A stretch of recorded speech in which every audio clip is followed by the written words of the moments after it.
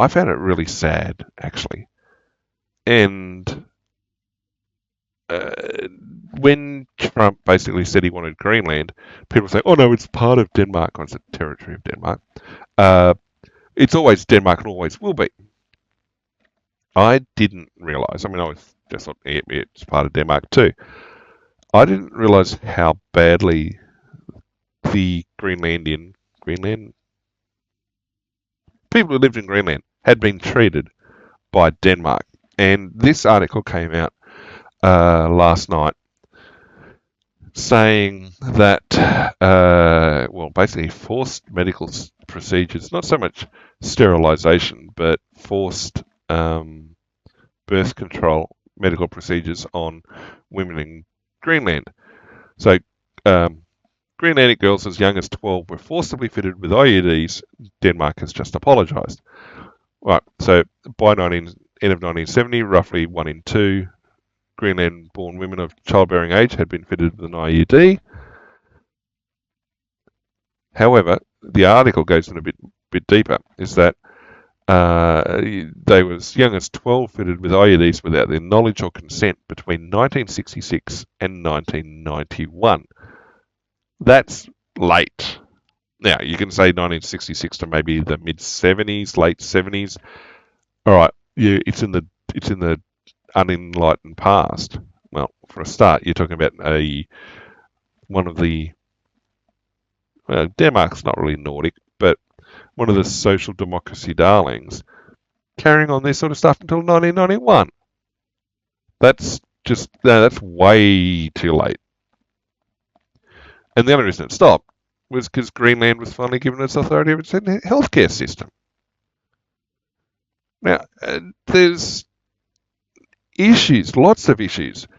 I mean, there's probably not in the open media. I mean, it might be in some places, but if you're dealing with people who cannot consent to medical sterilisation, birth control, there's all sorts of questions and ethical concerns and ethical management about when it is appropriate, what sort of considerations have to be taken into account before that decision gets made, and what the long-term impact is going to be should the individual reach a developmental status or an age where they can consent. And so, what's bringing this forward is the fact that Denmark's Prime Minister's come out and apologised. But it's like, it's the sort of thing you'd think you'd read about in colonial era stuff or hundreds of years ago, not into the 1990s. Oh. And it's, yes, painted it here as well as it's another step in Denmark's accelerated efforts to repair ties with Greenland following Donald Trump's recent vows to assert control over the vast resource-rich Arctic island for security reasons. So, yeah, the idea that, it's always been part of Denmark is like, Denmark's been horrible to them. Oh, and in recent history. And it's like, well, it gives weight to what Trump's saying of, look, we'll look after it. We can't be as bad as Denmark was. Oh, it's just, yeah, I mean, and some of them were basically sterilised because of the process. It's mind-boggling. I struggle to find the words and concept to understand it, and it's just like, I'm sure people were doing it for the right intent. Okay, so that first article was SBS. This one's the BBC, which I dare say has much the same stuff. It's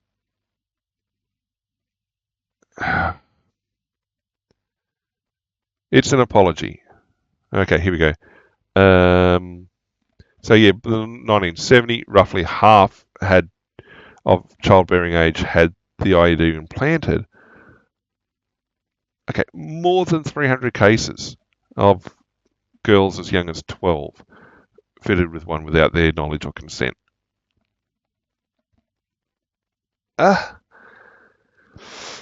Oh, yeah, I can understand. I mean, that should almost be a guarantee. I mean, oh, deep breath.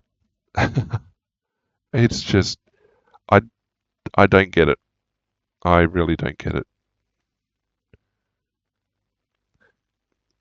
Greenland's Prime Minister said it was one of the darkest chapters in the country's history. It ended in 1991. Oh.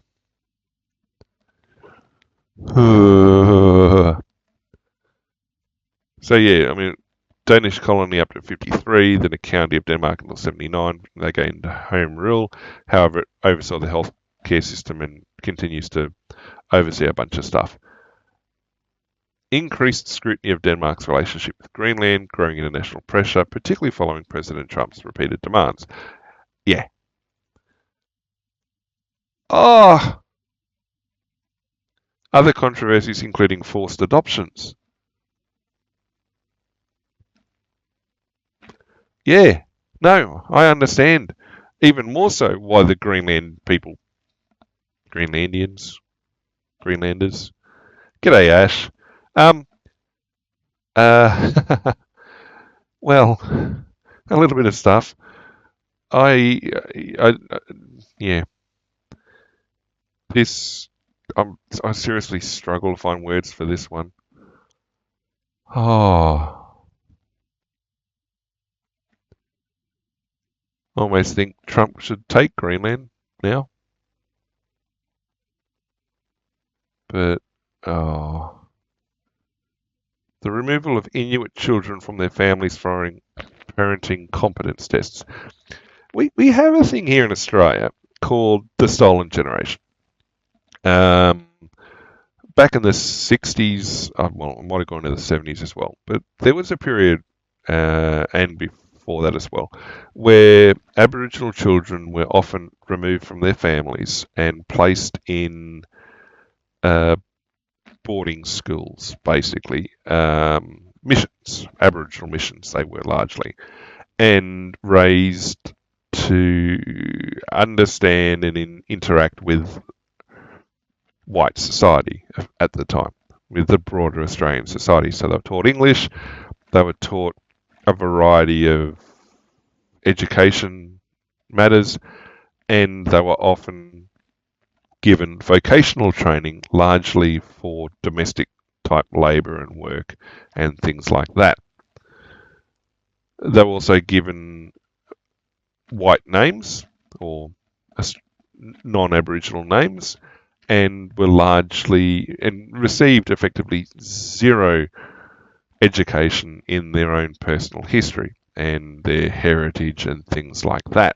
And so they call it the stolen generation in part because the kids were removed from the families, but it broke that generation of Aboriginal youth's link to their peoples and everything else. And that was basically regarded as a very, very bad thing in hindsight. The intent by which it was done may have been a good intent to try and raise the standard of living of the Aboriginal people, to give them the same opportunities in Australian society as every other Australian, and all those other bits and pieces. The manner in which it was undertaken, though, led to all sorts of ongoing trauma and problems. And there's been quite a lot of apologies over the time about what took place. Other cities, other countries around the world have done similar things with their Indigenous populations as well. Canada had their residential schools problems, which did a very similar program to the Australian system. And in fact, the town I grew up in still had a functioning Aboriginal mission, though it was no longer forcible removal from family. It was the families were living there and everything else like that. But it was still still basically an intact Aboriginal mission. The the concern though is like they were trying to break cycles of abuse. They were trying to break cycles of abuse. They were trying to improve living standards and conditions, health outcomes, and all the other bits and pieces. And the flip side of the coin is, how could you achieve that without going into a process like that? Like, what were the better choices?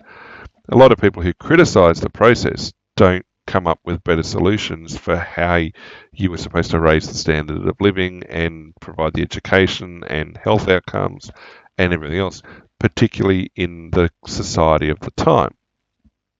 I'm not making an excuse for what took place.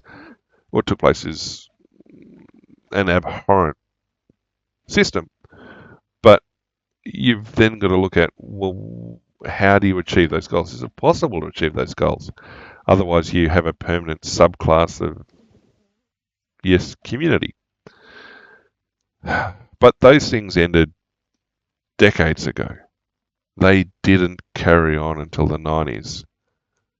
And those sort of things would have been heavily criticised by the enlightened Europeans. And you've got Denmark doing this to the Inuit and other residents of Greenland. It's just, I'm stunned that Denmark did something like that. I'm amazed. It really, really boggles the mind.